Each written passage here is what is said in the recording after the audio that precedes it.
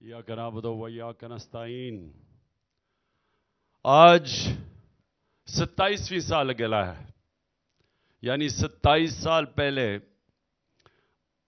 हम थोड़े से लोगों ने यहाँ हॉलीडे इन लाहौर के अंदर अपनी पार्टी को लॉन्च किया और कोई भी ये नहीं समझता था कि ये कभी भी पार्टी कामयाब होगी। तो जो अभी आप सब बैठे हुए हैं और हमारा नौजवान, सबसे ज़्यादा तहरीक इंसाफ में हमारे नौजवान हैं, तो आपको पता होना चाहिए कि जब हमने 27 साल पहले पार्टी शुरू की तो ज़्यादातर कोई 14 साल तक हमारा मजाक उड़ता रहा था। पहली इलेक्शन हुई 97 में, नई नई पार्टी थी, एक सीट भी नहीं मिली। दूसरी इलेक्शन 2002 में हुई, एक सीट मिली और ज्यादातर लोगों ने समझा कि अब ये पार्टी अब खत्म हो जाएगी और बड़े लोग छोड़ गए। ये भी मैं आपको बता दूं, पहली इलेक्शन में लोग जमा हुए, इलेक्शन हारे, 90% लोग छोड़ गए। दूसरी इलेक्शन हुई, फिर हारे, 95% लोग छोड़ गए। तो थोड़े से लोग रह गए थे हमारे 2002 इलेक्शन के बाद।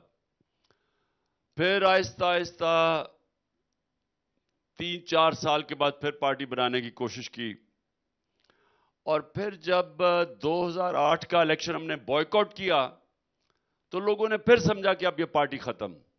हमने अपने उस वक्त आजाद अदलिया के लिए इलेक्शन को बॉयकॉट किया और जब एक दफा इलेक्शन से बॉयकॉट करते तो लोग समझते पार्टी खत्म हो जाएगी।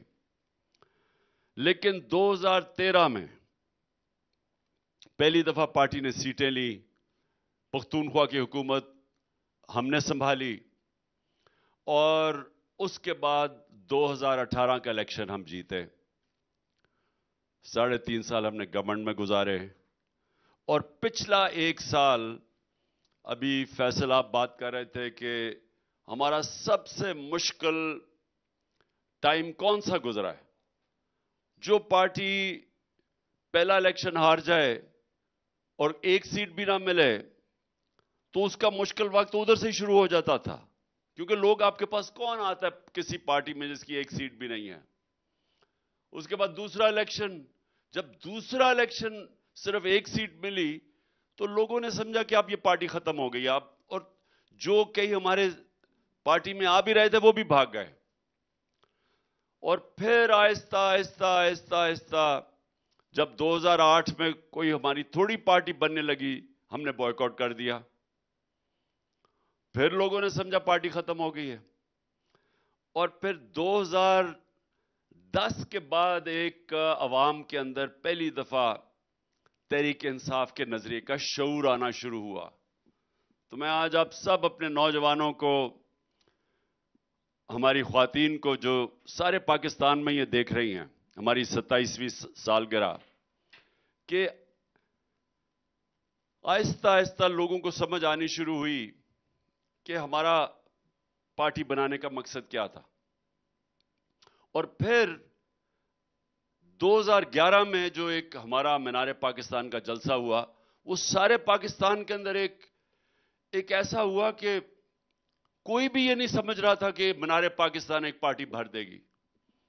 ये याद रखें कि अभी तक ये दोनों बड़ी पार्टीज ये अभी तक मीनार पाकिस्तान नहीं भर सकी। नून लीग, नवाज शरीफ कहता है हम पंजाब और लाहौर की पार्टी हैं, लेकिन नवाज शरीफ आज तक मीनार पाकिस्तान में जलसा नहीं कर सका।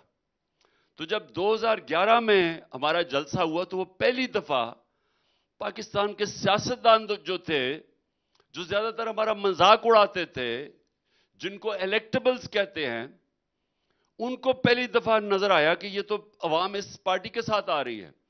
तो फिर हमारे अंदर इलेक्टेबल्स ने आना शुरू किया, जिनके हल्के थे, जो अब तक जकड़े हुए थे दो पार्टीज के बीच में।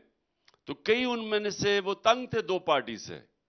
ये खानदानी पार्टीज जो दो बनी हुई थी, जरदारी भुट्टो और दूसरी तरफ शरीफों की, तो लोग इनसे तंग आ चुके थे। तो कई लोगों ने तब आना शुरू किया। वो सिर्फ इसलिए नहीं आ रहे थे कि वो समझते थे कि तहरीक इंसाफ जीत ही नहीं सकती। और उसके बाद फिर ہماری ایک اور سٹرگل شروع ہوئی. لیکن جو ہمیں 2013 میں پختونخوا کی حکومت ملی، یہ یاد رکھیں کہ پختونخوا کا ریکارڈ ہے کہ وہ دوسری باری نہیں گورنمنٹ کو دیتے. ہم وہ پہلی پارٹی تھی جس نے دوسری باری صرف گورنمنٹ نہیں بنی، 2/3 اکثریت دی پختونخوا کے لوگوں نے. اور اس کے بعد 2018 میں ہم الیکشن جیت گئے. تو میں پہلے تو یہ بتانا چاہتا ہوں، یہ سب کے لیے میں 2-3 چیزیں آج کہوں گا، اس کے بعد میں آپ کے سوال بھی لیتا رہوں گا. لیکن جو میں آپ سے اصل بات کرنا چاہتا ہوں وہ یہ کہ ہمارے جب 2018 کا ہم الیکشن جیتے تو مسلسل انہوں نے یہ جو چوروں کا جو یہ ٹولہ ہے، انہوں نے کہا جی یہ سلیکٹڈ حکومت ہے کہ یہ الیکشن میں دھاندلی کی گئی ہے. 2013 میں الیکشن میں دھاندلی کی گئی. اسٹیبلشمنٹ نون لیگ کے ساتھ کھڑی تھی. ہم نے صرف 4 حلقے مانگے تھے ان سے کہ اگر آپ یہ 4 حلقے کھول دیں تو ہم الیکشن مان جائیں گے. کیونکہ انہوں نے دھاندلی کی تھی، انہوں نے وہ 4 حلقے نہیں کھولے. اور جب عدالتوں میں جا کے 2-2 ڈھائی سال کے بعد وہ حلقے کھلے، چاروں میں دھاندلی تھی. دھاندلی پوری ان کو کی الیکشن جتانے کے لیے. نون لیگ کی ایک خاصیت یہ ہے کہ یہ امپائر کے بغیر میچ ہی نہیں کھیل سکتے، ان کو امپائر ساتھ ملانا پڑتا ہے. میں جب ہماری جب 2018 میں حکومت آئی اور انہوں نے کہا جی آپ نے دھاندلی کی، میں نے کہا الیکشن کھول دو. ہم نے ان کو کہا، ہم نے کہا بتاؤ کون سے حلقوں میں ہوئی ہے، بھاگ گئے. پھر 2 سال میں نے کوشش کی کہ ای وی ایم مشینز آئیں. تو تحریک انصاف کے لوگوں یہ سمجھ جاؤ ای وی ایم مشین کا کیا مطلب ہے. اگر ای وی ایم مشین آ جاتی 90% دھاندلی ختم ہو جاتی ہے. آپ وہ دھاندلی کر ہی نہیں سکتے جو آج ہوتی ہے، کیونکہ ای وی ایم مشین کا مطلب ہوتا ہے جیسی الیکشن کا ٹائم ختم ہوا، بٹن دبایا، رزلٹ آ گیا. دھاندلی ہوتی ساری جیسی الیکشن ختم ہوتی ہے اور رزلٹ اناؤنس کرنے کے بیچ میں ساری دھاندلی ادھر ہوتی ہے. میں نے 2 سال کوشش کرتا رہا کہ ای وی ایم مشین آئے. یہ الیکشن کمیشن، اس کے پیچھے ہینڈلرز بیٹھے تھے اور یہ دونوں مین پارٹیز، ان سب نے مل کے ای وی ایم مشین نہیں آنے دی.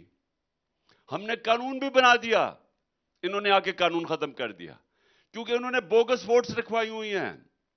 یہ دھاندلی کر کے جیتنے والے لوگ ہیں اور اسی لیے ہم نے ہماری پوری کوشش کے بغیر انہوں نے ای وی ایم مشینز نہیں آنے دی. میں آپ سب کے لیے ایک اور بھی بات بتا دوں کہ تقریباً 200 سالہ کرکٹ کی تاریخ میں عمران خان وہ کیپٹن ہے جو نیوٹرل امپائر لے کے آیا تھا.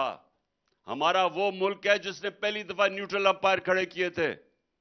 آج ساری دنیا میں نیوٹرل امپائر ہے، پہلے نہیں ہوتا تھا. تو ہماری تو کوشش تھی، میں تو چاہتا تھا الیکشن ہم جیتے تو فری اینڈ فیئر الیکشن جیتے. اور اب دیکھ لیں، یہ جو کہتے تھے کہ سلیکٹڈ ہے، اب میں ان کو کہہ رہا ہوں کہ اب میدان میں آؤ. اسٹیبلشمنٹ تو آپ کے ساتھ کھڑی ہے، اسٹیبلشمنٹ تمہارے ساتھ کھڑی بھی ہو، میں چیلنج کرتا ہوں آؤ الیکشن لڑیں. 37 بائی الیکشنز میں سے 31 جیت چکے ہیں. 37 میں سے 30 بائی الیکشن ہم جیت چکے ہیں. اسٹیبلشمنٹ ان کے ساتھ کھڑی تھی، الیکشن کمیشن ان کے ساتھ تھی، امپائر ملا کے بھی یہ میچ ہار گئے ہیں. تو میں پھر چیلنج کرتا ہوں کہ الیکشن سے بھاگو نہ، سب کچھ تمہارے ساتھ ہے، امپائر ساتھ ہیں. اس کے باوجود میں چیلنج کرتا ہوں کہ آؤ میدان میں الیکشنز میں آؤ. اور دوسرا، میں یہ جو لندن میں جب ملک میں مشکل پڑتی ہے لندن بھاگ جاتا ہے. پہلے بھی لندن بھاگ گیا تھا جب مشرف کے دور میں، جب اس کے اوپر کرپشن کیس آیا، حدیبیہ پیپر مل، تب باہر بھاگ گیا.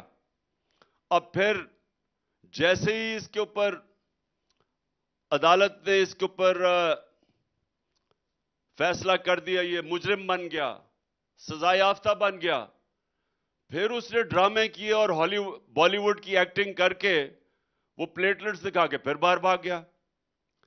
تو یہ جو لوگ ہیں ان کا پاکستان میں رہنا ہی نہیں ہے۔ بزنسز باہر ہیں، بچے باہر ہیں، علاج باہر ہے، شاپنگ باہر ہے، ریسٹورنٹس باہر ہیں، عیدیں باہر ہیں، اور یہ آ کے پاکستان کے اوپر فیصلہ کر رہے ہیں کہ جی کیا ہونا چاہیے، الیکشن کب ہونا چاہیے، کس کو سزا دینی چاہیے، حکم دے رہے ہیں کہ اس کو سزا دو، کہہ رہے ہیں اس کو کہ جناب ہمیں جب تک عمران خان جیل میں نہیں جاتا یا راستے سے نہیں ہٹ جاتا تو لیول پلینگ فیلڈ نہیں بنے گی۔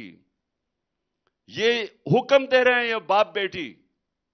یہ ملک کا آج حال ہے کہ جرائم پیشہ لوگ، سزا یافتہ لوگ ملک کے اوپر فیصلے کروا رہے ہیں۔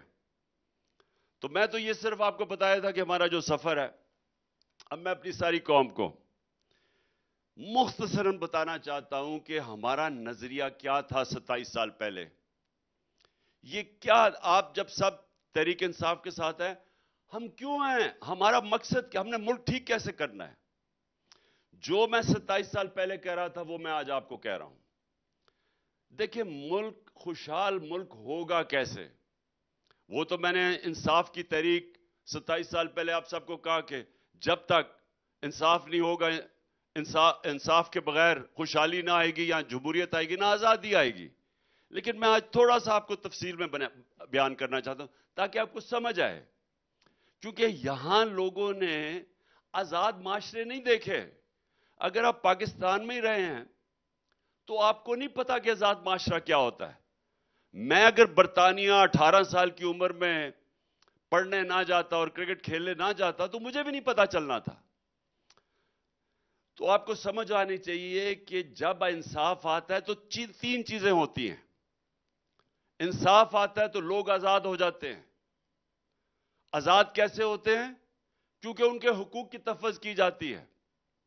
ان کا انصاف کا نظام بنیادی حقوق کا تحفظ کرتا ہے، اور جب تحفظ ہوتا ہے، لوگ اگر اپنے ٹیکس دیں، قانون کے اوپر چلیں، اس کے بعد ان کو کوئی فکر نہیں ہوتی، وہ آزاد شہری بن جاتے ہیں۔ وہ محنت کریں اس کا پھل ملتا ہے۔ اور دوسری طرف اگر کوئی طاقتور ہو، اگر وہ قانون توڑے تو وہ ان کا انصاف کا نظام پکڑ لیتا ہے ان کو۔ وہاں کوئی یہ نہیں کہہ سکتا قانون توڑ کے کہ پتہ نہیں میں کون ہوں۔ ادھر یہ نہیں کہہ سکتے۔ وہ برطانیہ کے اندر کوئین کے بیٹوں کو بھی، شہزادوں کو بھی فائن ہو جاتا ہے اگر وہ قانون توڑے۔ اصل میں وہ سنت پہ چل رہے ہیں جو میرے نبی صلی اللہ علیہ وسلم نے کہا تھا کہ میری بیٹی بھی چوری کرے تو سزا ملے گی۔ تو وہ جو معاشرے ہیں وہاں انصاف ہے، انصاف کی وجہ سے آزادی ہے۔ جو یہاں سے ہمارے پاکستانی جاتے، اور میں 50 سال سے دیکھتا برطانیہ میں کہ لیبر کرنے آتے ہیں، مزدوری کرنے آتے تھے، تھوڑی دیر دیکھتے دیکھتے وہ محنت کرتے تھے، وہ اوپر جانا شروع ہو جاتے تھے۔ ان کو پتا چلتا تھا کہ محنت کا پھل ملے گا یہاں، تو وہ محنت کرتے تھے، زیادہ محنت کرتے تھے۔ ہر 5 سال کے بعد ان کی زندگی بہتر ہو جائے، خوشحال ہونا شروع ہو جاتے تھے، بچے ان کے اچھے اسکولوں میں پڑھ کے وہ ڈاکٹرز بن جاتے تھے۔ تو ان کو میں نے بدلتے دیکھا ہے۔ اس لیے نہیں کہ وہاں کوئی پیسے بانٹ رہا ہے، اس لیے کہ وہاں معاشروں کے اندر کیونکہ انصاف ہے، محنت کا پھل ملتا ہے۔ وہاں جو محنت کرتا ہے وہ اوپر جا سکتا ہے۔ تو یہاں ہمارا یہی مسئلہ ہے، ہم محنت بھی کریں اوپر نہیں جا سکتے، کیونکہ سسٹم ایسا بنا ہوا ہے، وہ محنت کو پیسے نہیں دیتا۔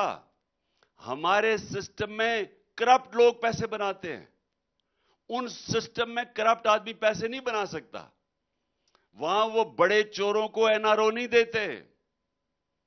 اس سسٹم کے اندر سب کو محنت کرنی پڑتی ہے، کیونکہ وہاں جو چوری کرے طاقتور یا کمزور اس کو سزا ملتی ہے۔ تو وہ سزا، کیونکہ سزا ملتی ہے، وہ سارے محنت کرتے ہیں۔ وہاں معاشروں میں لوگ محنت کرتے ہیں، ان کا ملک اوپر چلا جاتا ہے۔ اپنی طرح ملک اٹھا کے دیکھ لیں، سب سے زیادہ پیسے والے لوگ آپ کے اسمبلیوں میں بیٹھے ہوئے ہیں. مجھے بتائیں ان میں سے کتنوں نے کتنی پڑھائی کی ہے, کتنی محنت کی ہے, کتنے کام کیے ہیں؟ جب کام کیے بغیر ہی پیسہ بن جائے گا اور جب آپ کو پکڑنے آئیں گے تو آپ این آر او لے لیں گے, تو محنت کون کرے گا؟ محنت کرے کیوں کوئی؟ کیوں وہ پہلے پڑھائی کرے 14 سال, پھر وہ صبح سے لے کے شام تک کام کرے, تھوڑا سا ٹائم ہو شام بیوی بچوں کے لیے, وہ کیوں محنت کرے جب آرام سے ایک کھانچا مارا اور اربوں روپیہ بن گیا؟ تو وہ معاشرے تباہ ہو جاتے ہیں کیونکہ محنت ہی ختم ہو جاتی ہے. جب محنت کا پھل ملتا نہیں اور چوری کا پھل ملتا ہے, کرپشن سے پیسہ بنتا ہے, رشوت سے پیسہ بنتا ہے, وہ معاشرہ کا کوئی مستقبل نہیں ہوتا. تو جو پاکستان میں ہو رہا ہے آج, کیونکہ ہمارے ملک میں قانون کی حکمرانی نہیں ہے, انصاف نہیں ہے. ہمارے ملک جب سے یہ چور اوپر آئے ہیں, جب سے ان چوروں کو جنرل باجوہ نے ہمارے اوپر مسلط کیا اپنی ایکسٹینشن لینے کے لیے, ان لوگوں نے اس ملک میں ایسی تباہی مچائی ہے, معیشت کی تباہی مچائی ہے. اور یہ جو لوگ اوپر بیٹھ گئے ہیں, 9 لاکھ پاکستانی ملک چھوڑ کے چلے گئے ہیں. اور یہ وہ 9 لاکھ پاکستانی ہیں جو پروفیشنلز ہیں, جو دنیا میں کہیں بھی جائیں تو ان کو نوکریاں مل جائیں گی, جن کے اوپر اس قوم نے پیسہ خرچ کیا ان کو تعلیم دینے کے لیے. وہ پروفیشنل جب ملک چھوڑ کے چلے جائیں تو وہ ملک آگے کیسے بڑھے گا؟ اور یہ جا کے دوسرے ملکوں کا فائدہ کروا رہے ہیں. یہ جدھر جا کے نوکریاں کریں گے ادھر فائدہ ہوگا. ہماری بزنسز چھوڑ کے جا رہی ہیں ملک. ایک دبئی کا علاقہ ہے الائن, ادھر سے ان کا ایک مینیجر آیا, وہ مجھے کہہ رہا تھا جو پچھلے 8-9 مہینے میں پاکستانیوں نے سرمایہ کاری کی ہے دبئی کے اندر, وہ پچھلے 10 سال میں نہیں کی. تو جب آپ ہمارے ملک میں جب تک انصاف نہیں ہوتا ہم آگے بڑھ نہیں سکتے. اور یہ 27 سال پہلے کیونکہ میں نے برطانیہ میں انصاف کا نظام دیکھا تھا, اس لیے میں نے اپنی پارٹی کا نام رکھا تھا انصاف کی تحریک. کیونکہ اگر ایک چیز ہمیں چاہیے خوشحالی کے لیے, ملک کو کھڑا کرنے کے لیے, وہ ایک چیز ہے انصاف. اور اس کے لیے آج آپ سارے میرے ساتھ مل کے جدوجہد کر رہے ہیں. ہم ابھی وہاں پہنچے نہیں ہیں, ہم نے کوشش کی اور ہمیں قربانیاں دینی پڑیں گی کیونکہ اوپر قبضہ ہو گیا ہے. ان لوگوں کا قبضہ ہو گیا جو ذاتی مفادات کے لیے اس ملک کو تباہی کی طرف لے کے جا رہے ہیں. ان کے صرف اپنے فائدے ہیں. یہ 2 جماعتوں کے ہیڈ ہیں صرف اپنے این آر او لینے کے لیے, کیونکہ 1100 ارب روپے کی ان ساروں نے چوری اپنی معاف کروائی ہے. اس چوری کو جو معاف کروایا ہے بچانے کے لیے کہ کہیں عمران خان نہ آ جائے, تو یہ الیکشنز ہی نہیں ہونے دے رہے. یہ آئین کو توڑنے کے لیے تیار ہیں. یہ چیف جسٹس جو زبردست سٹینڈ لے کے بیٹھا ہوا ہے اس کے پیچھے پڑے ہوئے ہیں, ملک کی بہتری کے لیے نہیں, اپنی چوری کا پیسہ بچانے کے لیے. اور میں اس کے اوپر ابھی بعد میں آؤں گا کہ ہم نے کرنا کیا ہے. لیکن ایک چیز میں دوسری چیز آپ کو بتاؤں کہ آزادی کیسے آتی ہے. آزادی جب قوم ہر انسان کو قانون کے سامنے جب ایک برابر ہو جاتا ہے تو وہ آزاد ہو جاتا ہے. جب مجھے پتا ہے کہ میرے ملک کی عدالتیں میرے حقوق کی حفاظت کریں گی, میرے اسے ناانصافی نہیں ہونے دیں گی, میں آزاد ہو جاتا ہوں. اس ملک کے اندر تھانہ کچہری کی پالیٹکس نہیں ہوتی. یہ تھانہ کچہری کی کیا پالیٹکس ہے؟ میں طاقتور ہوں, میں جا کے اپنے مخالفین کے خلاف جھوٹے کیسز کروا دیتا ہوں, میں ان کو تھانے میں چکر لگواتا ہوں, تھانے میں مارے پڑواتا ہوں, اس کو کوئی بچانے والا ہی کوئی نہیں ہے. میں ان کی زمینوں پہ قبضے کر لیتا ہوں. آج اگر میں غریب آدمی ہوں, میرے اوپر طاقتور میری زمین پہ قبضہ کر لے, میں تو 100 سال لگا لوں تو میں اپنا قبضہ نہیں چھڑا سکتا. تو میں کیا کروں گا؟ میں پھر کسی طاقتور ڈاکو کو ڈھونڈوں گا جو میری زمین چھڑا سکے, کیونکہ انصاف کا نظام تو مجھے نہیں بچائے گا. सो जो हमारा सारा सिस्टम बन गया वो गुलामों का सिस्टम है, हम आजाद ही नहीं हैं। अगर इमरान खान के ऊपर ये 3 ताकतवर लोग, अगर वो मुझे कत्ल करने की कोशिश करते हैं और मैं उनके ऊपर एफआईआर नहीं कटवा सकता, जो मेरा हक है, मेरा हक है कि मैं एफआईआर कटवाता, मुझे पता है वो कौन लोग हैं, मुझे पता है एक वो इंटेलिजेंस ऑफिसर की उसकी वजह से कोई हमारी ना पुलिस की जुर्रत थी, किसी की जुर्रत नहीं थी कि हमारी हुकूमत होते हुए पंजाब में कि एफआईआर काटे।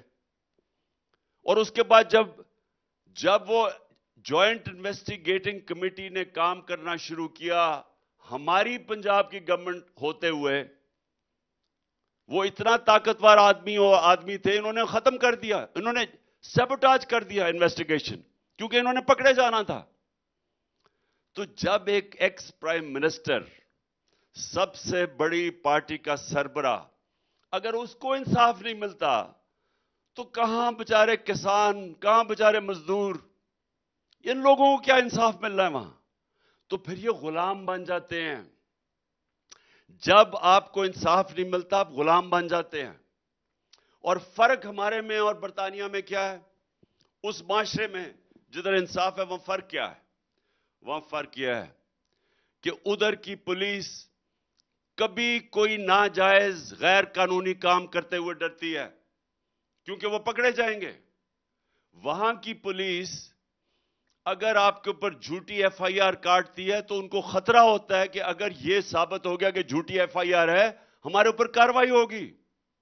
मेरे ऊपर 145 केसेस कर चुके हैं, 145 केस, 15 क्रिमिनल केस एक दिन में कर चुके हैं, 40 दहशतगर्दी के केस कर चुके हैं। कौन से महजब माशरे में पुलिस की जुर्रत होगी ये करने की? क्योंकि पुलिस को खौफ है वहां के इंसाफ के निजाम से। वो आके अदालत में पूछेंगे कि जनाब आपने ये कैसे किया? वो ये नहीं कह सकता कि मुझे ऊपर से हुक्म आया। क्या आपके पुलिस के कानून के अंदर ये आपको इजाजत देता था ये करते हुए? और अगर वो नहीं देता था उसको सजा होनी है। वहां तो ये हाल है। ये तहरीक इंसाफ के कारकुनों जरा गौर से सुने, इंसानों की तो बड़ी दूर की बात है। एक पुलिस वाले को 6 महीने की सजा हुई क्योंकि उसने, जो पुलिस के कुत्ते नहीं होते, जो वो पुलिस कुत्ते लेके फिरती है, उसने कुत्ते को, किसी ने उसको मारते देख लिया छड़ी से, उसको 6 महीने सजा हो गई। उधर ये हालात हैं, वो सिस्टम ये है, वो आजाद लोगों का सिस्टम है। यहां बेचारे लोगों को पकड़ के, हमारे कारकुनों को इन्होंने क्या किया थानों में जाके या जेलों में? हम तो पॉलिटिकल प्रिजनर्स थे। क्या इस बरतानिया में या यूरोप में एक सेनेटर को, आजम स्वाति को पकड़ के तशद्दुद कोई किसी की जरूरत ही करने की? बच्चों के सामने मारना, 3 बजे सुबह उठा लिया, अगवा किया। क्या अलीमीन को जिस तरह सारी जगह के चक्कर लगा रहे हैं कोई कर सकता है किसी और महजब माशरे में? क्या इफ्तिखार गुमन मेरा सिक्योरिटी का एक्सपर्ट है और मेरी जान को खतरा है, उसको उठा के ले गए कितने दिनों से? वो उसको एफआईए उठा के ले गई है सिर्फ इसलिए कि वो मेरी सिक्योरिटी का ध्यान रख रहा था। क्या जिस तरह अरशद शरीफ को इन्होंने इस मुल्क से बाहर भजा के कत्ल किया, किसी की जुर्रत थी एक डेमोक्रेटिक, एक वो माशरा जिधर इंसाफ हो, किसी की जुर्रत ही ये करने की नहीं थी, क्योंकि वहां आजाद हैं लोग, इंसाफ की वजह से आजाद हैं। ये जब तक माशरे के अंदर रूल ऑफ लॉ नहीं आता, वो माशरा आगे नहीं बढ़ सकता। मैं फिर से ये आप सबको, तहरीक इंसाफ के लोगों, ये सब याद रखो, मेरे नबी सल्लल्लाहु अलैहि वसल्लम ने ये जो बात कही थी अपने ज़हनों में डाल लो कि जो माशरा कमजोर लोगों को, चोरों को तो जेल में भेजता है, लेकिन ताकतवर मुजरिमों को जेल में नहीं पकड़ सकता, सजा नहीं दे सकता, वो तबाह हो जाता है। आज जो हम अपने घुटनों पे खड़े हैं, घुटनों पे बैठे हैं, और हमारा जो इस वक्त का प्राइम मिनिस्टर कहता है जी मैं मजबूर हूं, मैं मांगने तो नहीं आया लेकिन मैं मजबूर हूं, अपने आप को भी जलील कराता है, हम सबको जलील करवाता है। वो इसलिए कि इन सारों ने ऊपर बैठ के पहले तो मुल्क का इंसाफ का निजाम तबाह किया, क्योंकि इन्होंने किया। ये जो ऊपर बैठे हुए हैं इन्होंने क्यों किया? क्योंकि ये मुल्क से पैसा चोरी कर ही नहीं सकते थे अगर इस मुल्क में रूल ऑफ लॉ होता। ये मुल्क से जो पैसा बाहर भिजवाते हैं, ये जो बड़े बड़े प्रॉपर्टीज में लंदन में ये रह रहे हैं, मेफेयर में, बेटा हाइड पार्क में, महंगे तरीन इलाकों में रह रहे हैं, अरबों रुपए की प्रॉपर्टीज में, ये किधर से पैसा गया है? ये इस मुल्क से गया है। अगर इस मुल्क का निजाम, इंसाफ का निजाम काम कर रहा होता, ये कभी भी ना जाता पैसा बाहर। तो पहले खुद ही वो इंसाफ के निजाम को तबाह करते हैं, अदलिया के अंदर तकसीम करते हैं, जजेस के ऊपर पूरा प्रेशर डालते हैं, ब्लैकमेल करते हैं, खरीदने की कोशिश करते हैं ताकि इनको कोई रोके ना। एफआईए को तबाह करते हैं जिसका काम इन्वेस्टिगेशन का है, नैब को तबाह करते हैं। हर वो इदारा जो इस मुल्क में चोरी रोक सकता है पहले उसको तबाह करते हैं, फिर पैसा चोरी करके बाहर लेके जाते हैं। तो ये भी आपने कभी सुना है कि यहां बड़े बड़े साहिब इक्तदारों का पैसा बाहर पड़ा है, या बिजनेसमैन, बड़े बड़े बिजनेसमैन वो पैसा बाहर ले जाते हैं, या बड़े बड़े सारे तकरीबन टॉप सियासतदान इनकी बाहर प्रॉपर्टीज हैं। जो प्राइम मिनिस्टर, जो प्रेसिडेंट बन चुके हो, उनका तो वो तो इस मुल्क को, उनका तो काम था इस मुल्क के अंदर बैठे, वो पैसा बाहर ले जाते हैं। शरीफ खानदान का सारा टब्बर बाहर बैठा है। वो उनके, जिन लोगों का पाकिस्तान के अंदर सिर्फ आना है पैसे बनाने के लिए, बाकी इनका सारा रिहाइश बाहर है, उनकी कैसे कमिटमेंट होगी पाकिस्तान की? और कौन सा मुल्क ये इजाजत देता है? सोचे कौन सा मुल्क ये इजाजत देता है कि आप पॉलिटिक्स पाकिस्तान में कर रहे हो और आपका सब कुछ पैसा बाहर, छुट्टियां, शॉपिंग, बिजनेसेस, प्रॉपर्टीज बाहर हैं? बताए ना कितने दुनिया में मुल्क, सिर्फ बनाना रिपब्लिक्स में ऐसे होता है। तो इसलिए हमारा जो जंग है वो है रूल ऑफ लॉ की। तो आप सब समझ जाएं, जो आज मैं 27वीं सालगिरह में जो आपको पैगाम देना चाहता हूं कि हमारा मुस्तकबिल इस मुल्क का अब एक ही चीज पे है कि हम सब डट के हकीकी आजादी की जदोजहद में पूरी शिरकत करें। हकीकी आजादी आती है इंसाफ से, जमहूरियत आती है इंसाफ से, खुशहाली आती है इंसाफ से। जब तक इस मुल्क में इंसाफ नहीं होगा, ना खुशहाली आएगी, ना जमहूरियत आएगी और ना आजादी आएगी। यही माफिया ऊपर बैठ के खून चूस के पैसा बाहर ले जाएगा, लोग गरीब हो जाएंगे। लोग गरीब हो रहे हैं। आप अब ये देख लें कि हमारा जो औसत आमदनी है, मैं फिर से बताता हूं, ये आप सब याद रखें ये चीज। दुनिया में 140 मुल्कों में जो सबसे नंबर 1 है इंसाफ के निजाम, जिसका सबसे बेहतर है, वो मुल्क है डेनमार्क। उसकी औसत आमदनी, ये सुन लो पाकिस्तानियों, औसत आमदनी $68,600 है। और हमारा मुल्क जिसमें अल्लाह ने इतनी नेमतें बख्शी हैं, हमारी औसत आमदनी $1,600 है। हम हैं 140 मुल्कों में से, इंसाफ के निजाम में हमारा नंबर है 129। हम 129 पे हैं।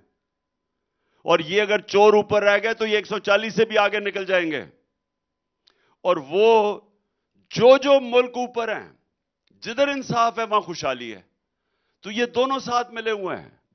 आप अच्छे से अच्छा भी इकोनॉमिस्ट ले आए पाकिस्तान में, वो कभी इस मुल्क में कुछ नहीं कर सकता जब तक हम रूल ऑफ लॉ नहीं कायम करते। और आखिरी बात कि जिस दिन हमने ये कर दिया, लोग कहते हैं ना हम आके क्या करेंगे, मैं आपको आज दावे से कहता हूं कि अगर ये कोई मुल्क ठीक कर सकता है, अब स्वाय तहरीक इंसाफ के कोई नहीं कर सकता। और ये क्यों कर सकती है तहरीक इंसाफ? ये इसलिए कर सकती है कि जो 1 करोड़ ओवरसीज पाकिस्तानी جو بیرون ملک پاکستانی باہر بیٹھے ہیں، یہ ہمارا سب سے بڑا اثاثہ ہے. ان کے پاس اتنا پیسہ ہے کہ ہم 1 کروڑ میں سے اگر 5, 6 لاکھ 10 لاکھ پاکستانیوں کو پاکستان میں سرمایہ کرنے کے لیے لے آئیں تو آپ یہ ذہن میں ڈال لیں کہ آپ کو کسی کے سامنے ہاتھ پھیلانے کی ضرورت نہیں پڑے گی. ہمارے پاس اتنا بڑا اثاثہ ہے یہ. لیکن وہ سوال یہ ہے، اب یہ سوال ہے، اچھا آپ میں سے کبھی بھی دبئی جائیں تو ذرا ایک کام کریں جو میں آپ کو کہتا ہوں، یہ پوچھیں. آپ دبئی جائیں اور پاکستانیوں کی دکانوں میں جائیں، کارخانوں میں جائیں، ان سے سوال پوچھیں کہ جی اچھا وہ آپ کو میں یہ بھی آپ کو پیار کرتے ہیں سارے پاکستان سے. جتنے بھی آپ کو دکاندار یا سیاستدار یا سرمایہ کار ملیں گے وہ پاکستان سے پیار کرتے ہیں. لیکن آپ ان سے پوچھیں کہ دیکھیں آپ یہاں دبئی میں دکان کھولی ہوئی ہے یا فیکٹری لگائی ہوئی ہے، آپ یہاں دبئی میں لوگوں کو نوکریاں دے رہے ہیں، آپ یہاں پیسہ بنا رہے ہیں، آپ پاکستان میں کیوں نہیں بناتے؟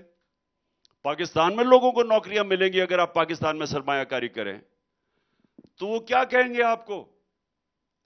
وہ کہیں گے ہم پاکستان سے پیار کرتے ہیں، لیکن مسئلہ یہ ہے کہ جب ہم پاکستان میں اپنا پیسہ لگاتے ہیں تو ہمارے اوپر ہر قسم کی ہمیں رشوت دینی پڑتی ہے. ہر کوئی پیسہ مانگنے آ جاتا ہے، انسپیکٹرز آ جاتے ہیں پیسے رشوت مانگنے، وہ ٹیکس والا آ جاتا ہے، اگر ہم دیانتداری سے ٹیکس دیں وہ ٹیکس دگنا کر دیتا ہے، اور اگر ہم اس کو پیسے دے دیں رشوت تو ہم ٹیکس آدھا بھی دے دیتے ہیں. وہ دبئی میں کہے گا کہ ہم یہاں جب آتے ہیں ہمارے سے وہ لائسنس فی چارج کرتے ہیں، وہ بھی ایک قسم کا ٹیکس ہے. ایک دفعہ ہم ٹیکس دے دیں نہ ہمیں کوئی پوچھتا ہے، کوئی ہمیں تنگ نہیں کرتا، جتنا بھی ہم پیسہ بنائیں ہم بنا سکتے ہیں. ہمیں کسی قسم کی سر درد نہیں ہوتی، کوئی ہمیں آ کے رشوتی مانگتا. اور یہی آپ کو ہر جگہ ملیشیا چلے جائیں، برطانیہ چلے جائیں، کتنی دفعہ بیچارے برطانیہ میں پاکستانیوں نے آ کے پاکستان میں سرمایہ کرنے کی کوشش کی ہے. کیوں نہیں کر سکتے؟ وہ اس سسٹم میں نہیں چل سکتے کیونکہ کرپشن اتنی زیادہ ہے. کرپشن اتنی زیادہ ہے کیونکہ یہاں انصاف نہیں ہے، رول آف لا نہیں ہے، قانون کی حکمرانی نہیں ہے، تو وہ پھر چھوڑ کے باہر بھاگ جاتے ہیں.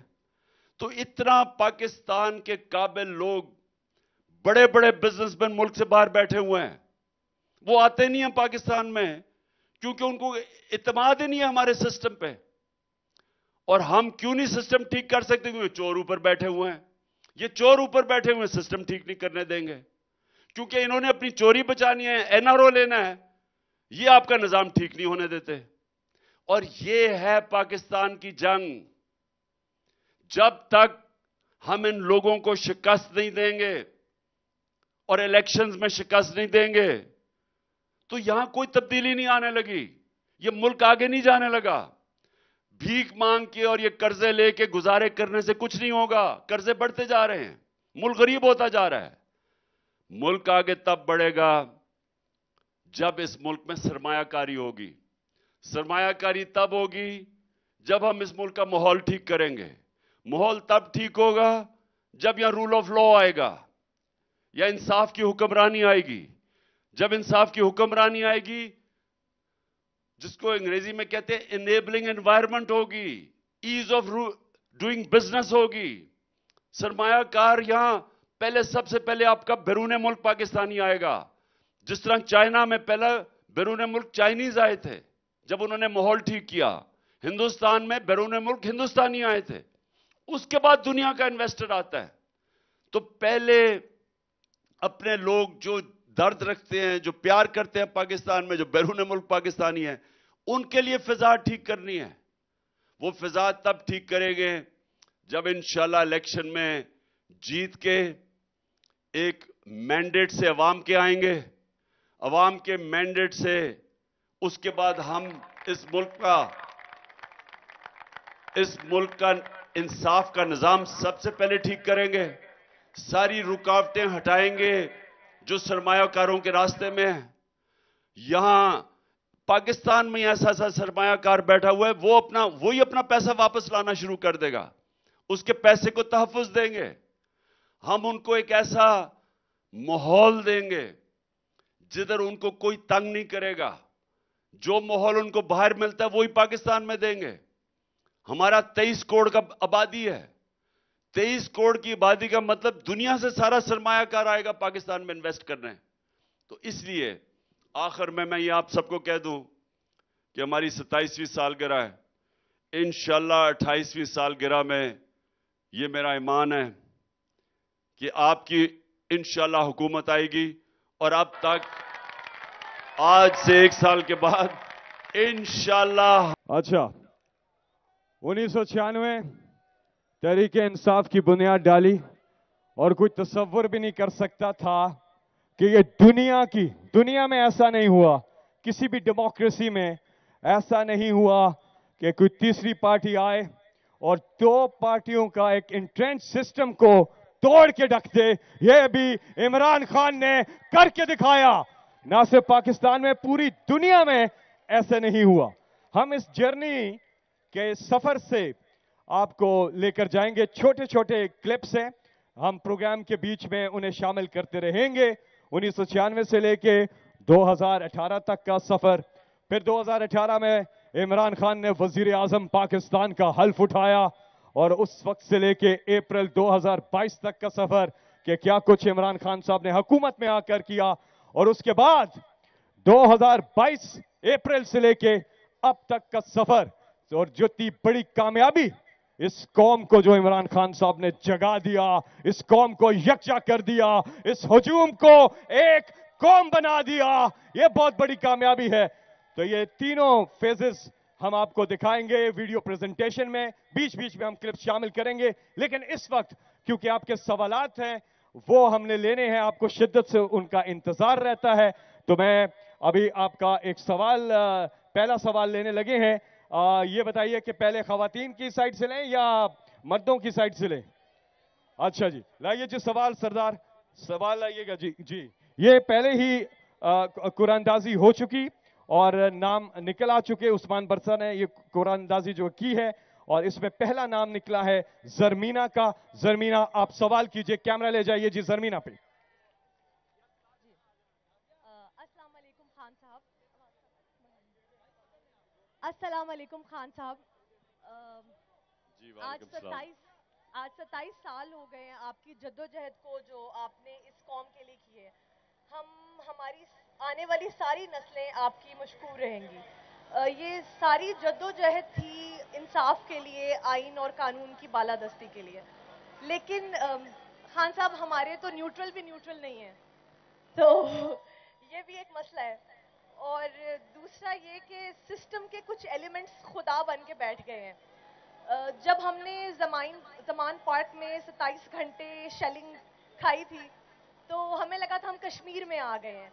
तो इंशाल्लाह आप जब दोबारा वजीर आजम बनेंगे तो आप किस तरह इन एलिमेंट्स को इनके आईनी रोल में महदूद करेंगे, क्योंकि ये महदूद होते नहीं हैं, ये बार बार अपनी हद से बाहर आ जाते हैं।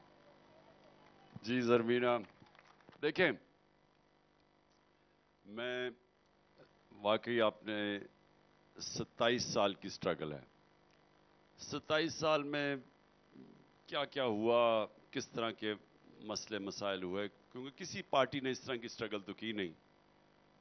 यहाँ तो मिलिट्री वो जो उनकी नर्सरी के अंदर पलने वाले थे, जुल्फ़िकार अली भुट्टो डिक्टेटर के वजीर थे 8 साल, नवाज शरीफ जनरल जलानी के छतों के ऊपर सरिया लगाते लगाते वो वजीर बन गए। तो इन्होंने कोई जद्दोजहद तो नहीं की थी।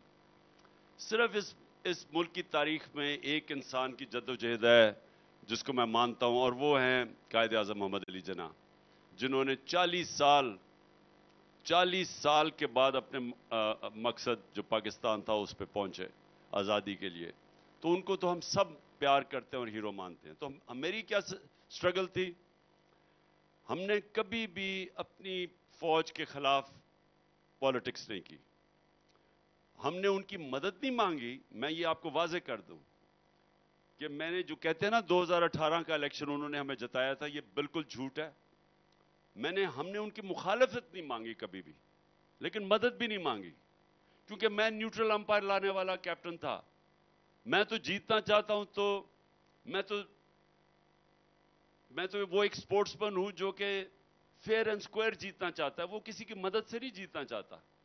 میں نے کوئی پارٹی کسی کے ساتھ تو نہیں بنائی، میں نے تو کسی ملٹری ڈکٹیٹر کے ساتھ یا کسی کے ساتھ مل کے پارٹی نہیں بنائی. میں نے تو زیرو سے خود پارٹی بنائی تھی، اور اس میں ایک سٹرگل کر کے اوپر پہنچا تھا. لیکن جو ایک سال، یہ میں آپ کو زرینہ کہنا چاہتا ہوں، جو ایک سال میرا گزرا ہے، یہ میری ساری سٹرگل کا سب سے مشکل سال تھا. کیوں تھا مشکل سال؟ کیونکہ جو ہماری ملک کی اسٹیبلشمنٹ تھی، اس نے میرے سے کھلی دشمنی کی. نیوٹرل تو دور کی بات ہے، انہوں نے دشمنی کی میرے سے، جس کی مجھے کبھی سمجھ نہیں آئی.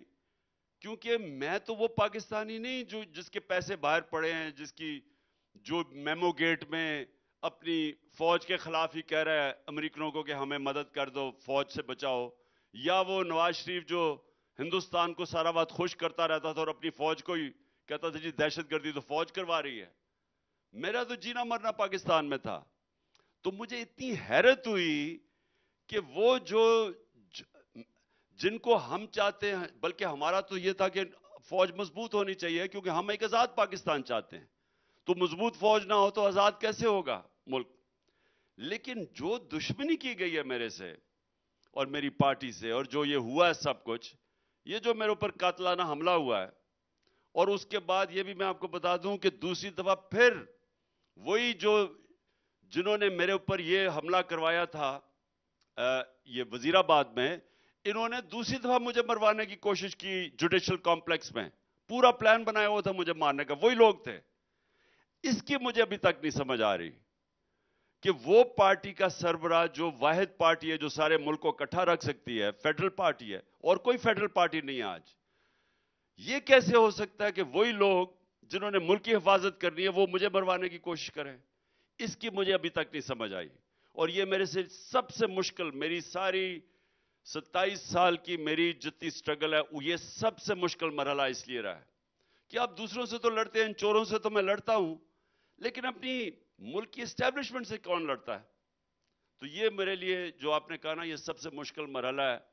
لیکن انشاءاللہ جو مجھے امید ہے کہ آگے جو بھی چاہتا ہے کہ یہ ملک کھڑا ہو کے اپنے پیر پہ کھڑے ہو اور ایک غیرت مند، ایک عظیم قوم بنے، وہ سارے لوگ چاہیں گے کہ اس ملک میں قانون کی حکمرانی قائم ہو. قانون کی حکمرانی کے بغیر، رول آف لا کے بغیر ہمارا کوئی مستقبل نہیں. اور یہ سارے، چاہے وہ ہمارے پولیٹیکل لوگ ہیں جو دیانتدار، پیپلز پارٹی اور نون لیگ میں بڑے ایسے اچھے بھی پولیٹیشنز ہیں، ان کو بھی یہ سمجھ آنا چاہیے کہ ان کے بچوں کا کوئی مستقبل نہیں ہے. ہماری اسٹیبلشمنٹ کو بھی سمجھ جانا ہی ہے کہ اس پاکستان کو کوئی مستقبل نہیں ہے جب تک اس ملک میں رول آف لا نہیں آتا. ہے یہ راہ عمل، آؤ ہم سب ساتھ چلیں. کیسی ہے یہ راہ عمل، آؤ ہم سب ساتھ چلیں. مشکل ہو یا آسانی، ہاتھ میں ڈالے ہاتھ چلے. مشکل ہو یا آسانی، ہاتھ میں ڈالے ہاتھ چلے. دھڑکن ہے پنجاب اگر. آگے بڑھیں گے، اور آج زبردست پروگرام ہے یہاں پر، اور آپ کا جذبہ ہے، جنون ہے، ماشاءاللہ. اور آپ جو وہاں پہ، آپ بھی آ جائیں سامنے. اچھا جی، سٹرنگز فیصل کباڈیا ہمیشہ کی طرح وہ ہمارے ساتھ ہوتے ہیں. اور جو ہمارا جلسہ ہوا تھا مینار پاکستان 2011 30 اکتوبر کو، جس نے پاکستانی سیاست کو بدل کے رکھ دیا تھا، اور وہاں پر بھی فیصل کباڈیا اور بلال مقصود موجود تھے. سٹرنگز بینڈ، یہ جو قرآن اندازی ہوئی، اس میں جو نام نکلا ان کا نام ہے میاں محمد افضل. السلام علیکم. السلام علیکم خان صاحب.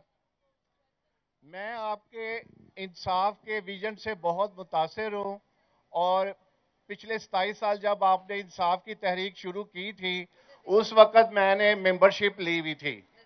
اور مجھے یہ صرف بتائیں کہ آپ کی جو سٹرگل ہے पिछले 27 साल में इसमें जो आप यादें सोचते हैं, जो याद करते हैं चीजें, वो मुझे आज बताएं, और इसके बाद फिर मैं दूसरा सवाल करता हूं। नहीं, पहले दूसरा कर लो, दूसरा भी करो, इकट्ठे जवाब अच्छा दो। खान साहब, मैं आपको ना, जब आप प्राइम मिनिस्टर थे उस वक्त ही मैं लेटर भेजता रहता था, और आज भी मैंने भेजे आपको। क्या आप उसको लेटर पढ़ते रहते हैं?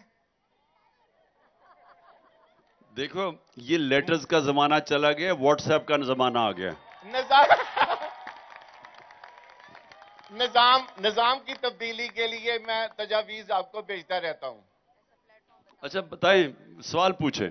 जी, पिछले 27 साल में आपने जो स्ट्रगल की है, वो आपको जो यादें आ रही हैं, उसके बारे में आप जरा हमें बताएं।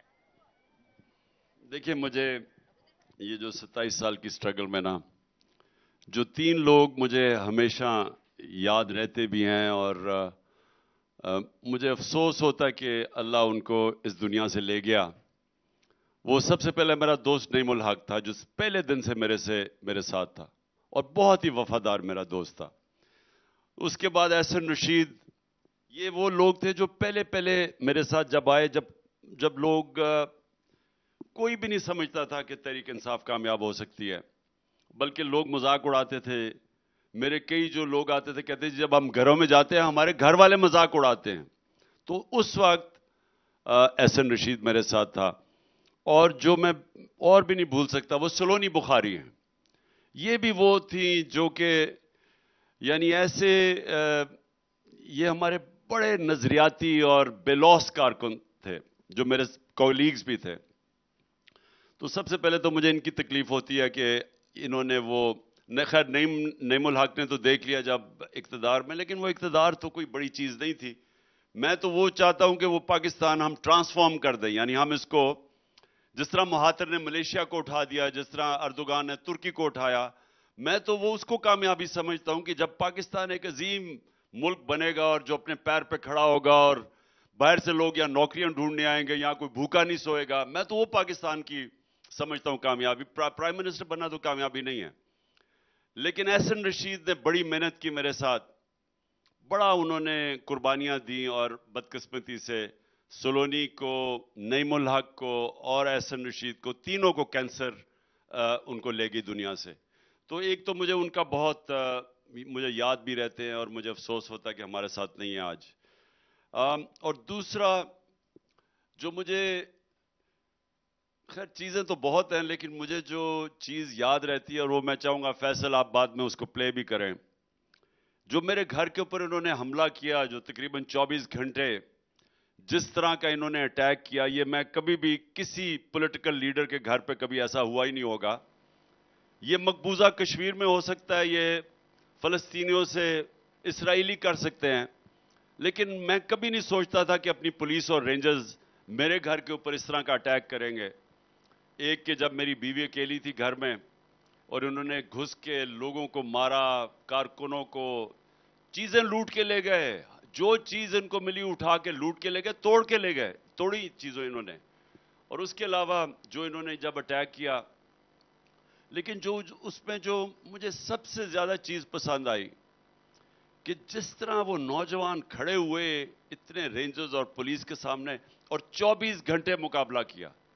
वो जो एक फैजान की जो वो वीडियो है, वो मैं इसलिए मुझे पसंद है कि मैं इसमें तब्दीली देख रहा हूं इस मुल्क की, कि जब आपके नौजवानों में इस तरह का जज्बा आ जाता है ना, यानी वो उनका खौफ चला जाता है। और जिस तरह वो एक सारी, अब ये याद रखें, ये घंटों से मुकाबला कर रहे थे, थोड़े से लोग थे मुकाबला कर रहे थे, उधर पुलिस उधर रेंजर्स, और टीयर गैस शेलिंग और वाटर कैनन और पता नहीं क्या क्या, पैलेट गन्स, जो बेचारी समाबिया को सामने उस बेशरम आदमी ने देख रहा है कि खातून खड़ी है, उसके ऊपर 2 उसने फायर किए पैलेट गन्स के। तो जिस तरह इन्होंने मुकाबला किया, और मैं वैसे आपको यह बता दूं कि ऐसी चीज कभी आजाद माशरे में, ये जो आप देख रहे हैं ना, ये आजाद माशरे में कभी ऐसी चीज नहीं हो सकती, क्योंकि ये जो पुलिस वाले, ये जो भी रेंजर्स या पुलिस वाले थे, इनको इनके खिलाफ कार्रवाई होनी थी, क्योंकि कानून इनको इजाजत नहीं देता ये करने की। कोई दुनिया का कानून, एक नहती खातून आ रही है, उसके ऊपर ये फायरिंग कर रहे हैं, ये कोई दुनिया का कानून इजाजत नहीं देता। और उसको देखें, उस्मान को देखें, जिस तरह वो उनको बचा के लेके गया। और ये देखें, वो जो उसने अपने आप को सामने खड़ा कर दिया उनके ये गोलियां मारने से, वो उसको देखें, वो आगे खड़ा हो गया सामने, वो जो उस्मान था। तो देखें, ये है गुलाम माशरे में ऐसे होता है, आजाद माशरों में ऐसे नहीं होता, क्योंकि पुलिस भी डरती है, रेंजर्स भी डरते हैं कि इनके ऊपर कार्रवाई होगी। कभी ऐसे नहीं कर सकते कि उसने कोई हथियार भी नहीं पकड़े हुए खातून खड़ी है और ये 4-5 डशकरे उसको मार रहे हैं और 2 जगह उस बेचारी को गोलियां लगी है, वो छर्रे लगे हैं। और ये जो आप देख रहे हैं सीन, ये देखें, अब ये है, घंटों से ये मुकाबला कर रही है, बोतल इसने पकड़ी हुई है क्योंकि टेयर गैस इतनी ज्यादा है। अब इतनी ज्यादा टेयर गैस है, इन्होंने पानी पकड़ा हुआ है क्योंकि अपने ऊपर पानी डाल रहे हैं वो टेयर गैस की वजह से। लेकिन इनका जज्बा देखें, तो उसको इब्रार को कहें कि वो आजादी का हमारा जो ओके, जिसके ऊपर ये लड़के, जिसके ऊपर भंगड़ा डाल रहे थे, ये इब्रार के गाने वो चल रहा था वहां। जी जी बिल्कुल, आजादी और आजादी। अबरार उल-हक, पहली बात तो ये बताए, कल लेट क्यों आए भाई?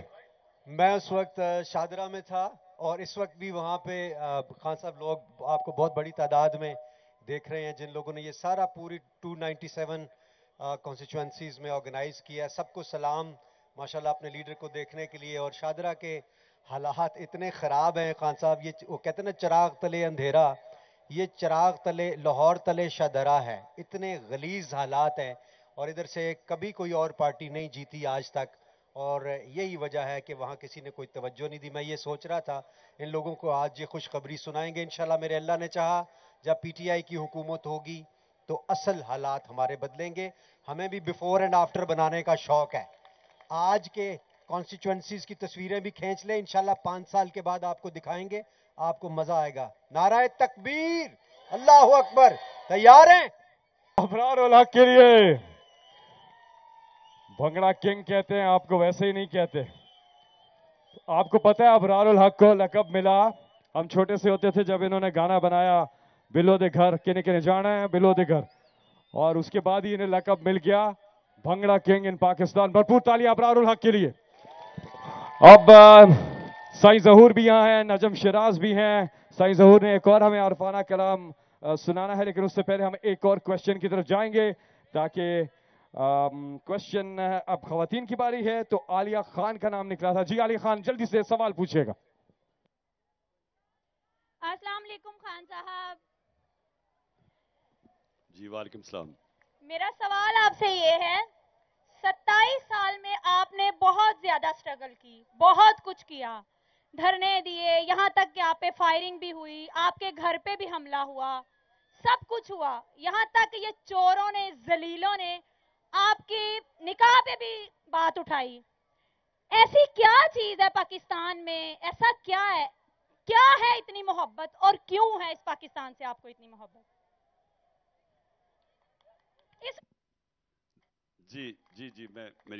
इस मोहब्बत की कोई खास वजह जिसके लिए आपने अपने बच्चों को भी छोड़ दिया, सब कुछ छोड़ दिया, ऐसा क्या है?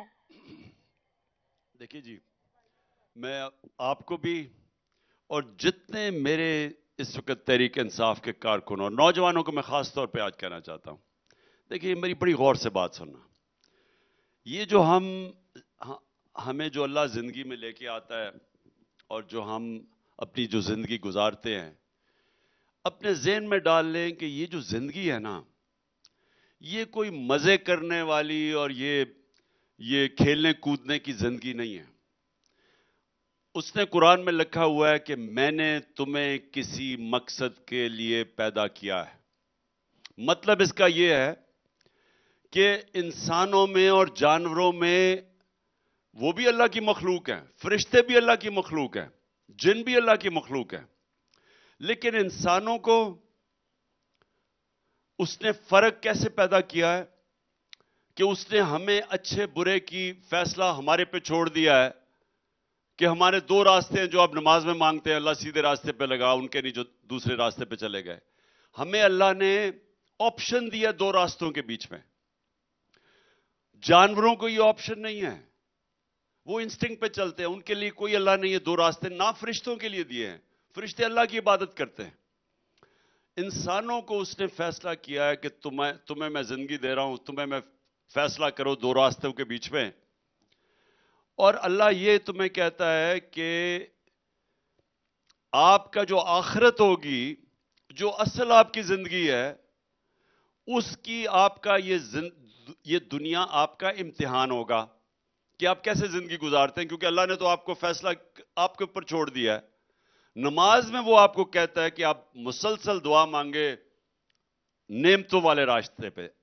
تو یہ میں کیوں آپ کو سب کہہ رہا ہوں کہ جو راستہ اللہ کا راستہ ہے وہ آسان نہیں ہے. ہم آسان راستے ڈھونڈتے ہیں. آسان راستہ کئی دفعہ دوسرا راستہ جو تباہی کا راستہ ہے. جو اللہ نے آپ کو دیا ہے, جو ہم مانگتے ہیں, اگر آپ نماز پڑھتے ہیں تو ہم مانگتے ہیں اللہ نعمتوں والا راستہ, وہ میں سمجھتا ہوں وہ نبی صلی اللہ علیہ وسلم کا راستہ ہے, جو دنیا کی تاریخ کے سب سے عظیم انسان تھے. اور وہ راستہ آسان نہیں تھا. ان کی زندگی نبوت کے بعد ایک مسلسل جدوجہد تھی اور مشکلوں کا راستہ تھا. لیکن وہ کیونکہ وہ اللہ کے راستے پہ تھے, جتنی بھی مشکلات راستے میں آتی تھی دنیا میں, وہ سوتے سکون میں تھے, کیونکہ اندر سکون تھا, کیونکہ اللہ کے راستے پہ تھے. یہ سمجھنے کی بات ہے. آج کیونکہ میں مغربی معاشرے کو آپ سب سے بہتر جانتا ہوں, 70% لوگ ادھر سائیکائٹرسٹ کے پاس جاتے ہیں. وہاں جتنا تقریباً ہمارا بجٹ ہے نا, ان کا صرف اتنا بجٹ ڈپریشن پہ خرچ ہوتا ہے. ڈپریشن کی وجہ سے ان کو اتنا نقصان ہوتا ہے. کیوں ہے تو خوشحال معاشرہ, لیکن اندر سکون نہیں ہے. سکون یہ جو آپ کے اس وقت نواز شریف اور زرداری ہے, ان کو خود نہیں پتا کہ کتنا انہوں نے اربوں اربوں روپیہ پیسہ اکٹھا کیا ہوا ہے. لیکن کیا یہ سکون کی زندگی گزار سکتے ہیں؟ نہیں گزارتے. یہ جو نواز شریف کا حال ہے, جو وہ سب سے مہنگے لندن کے علاقے میں سب سے بار چور چور کی آوازیں لگتی ہیں, یہ سکون کی زندگی نہیں ہے. تو سکون کی زندگی تو میرے نبی کی تھی. ساری مشکلوں کے باوجود ان کے منہ کے اوپر ہمیشہ مسکراہٹ ہوتی تھی, اسمائل تھی. اندر کوئی ان کو سوتے آرام سے تھے, سلیپنگ پل کی ان کو ضرورت نہیں تھی, کیونکہ اندر سے اس راستے پہ تھے جدھر اللہ نعمتیں بخشتا ہے. تو ہم جو ڈھونڈتے ہیں نا, ہم ڈھونڈتے ہیں آسان راستہ, لیکن وہ آسان راستہ کئی دفعہ نعمتوں کا راستہ نہیں ہوتا. تو میں آخر میں صرف یہ کہوں گا کہ میں نے تو سیرت نبی کو پوری طرح پڑھ کے اس نتیجے پہ آیا کہ اگر اللہ اپنے حبیب کو 23 سال مشکل زندگی سے گزارا, جبکہ وہ اللہ کا حبیب سب سے انسان جو اللہ پیار کرتا تھا, تو ہمیں تو اللہ یہ بتا رہا ہے کہ وہ جو راستہ ہے وہ آپ کی عظمت کا راستہ ہے. مشکلوں سے گھبرانا نہیں چاہیے. جتنی بھی مشکلیں آتی ہیں, جتنا آپ ان کے سامنے کھڑا ہوتے ہیں, اللہ اور طاقت دے دیتا ہے آپ کو. تو یہ کبھی بھی زندگی کی اونچ نیچ سے گھبرانا نہیں چاہیے. میں اس لیے اپنی قوم کو کہتا ہوں, مشکل وقت میں گھبرانا نہیں ہے آپ نے. ہمارے میں اللہ میں ایمان ہے, ہم اس کے اوپر پورا ایمان رکھ کے پوری محنت کرتے ہیں. ہم جدوجہد آخری گیند تک کریں گے. جب تک میں زندہ ہوں میں جدوجہد کروں گا اوپر پہ, اور کامیابی اس کے ہاتھ میں ہوگی. لیکن اس میں گھبرانا نہیں ہوتا. ہمیں پتہ ہے کہ اونچ نیچ ہے. اگر میرے نبی کو اللہ مشکل راستے پہ ڈال سکتا ہے تو وہ تو اللہ کا حبیب تھا. ہم کون ہوتے ہیں؟ لیکن ہمیں ان کی سنت سے سیکھنا ہے.